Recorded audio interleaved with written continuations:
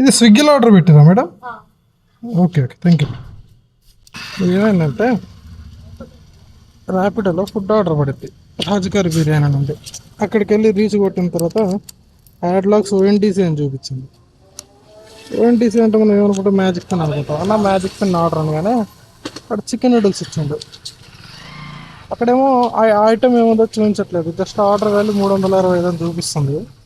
నాకు డౌట్ వచ్చింది, చికెన్ నూడిల్స్కి 365 రూపాయలు అని చెప్పి కాల్ చేసిన కస్టమర్ కాల్ చేసి, మేడం ఇది రాజుగారి బిర్యానీలో ఆర్డర్ పెట్టారు కదా, ఏం ఆర్డర్ పెట్టారు మేడం అంటే 2 వెజ్ దమ్ బిర్యానీలో ఆర్డర్ పెట్టాను అన్నది. అయితే రెస్టారెంట్ దగ్గరికి వెళ్ళి, అన్న కస్టమర్ 2 వెజ్ దమ్ బిర్యానీలు ఆర్డర్ పెట్టారంట, మీ నూడిల్స్ ఇచ్చిర్రు అని.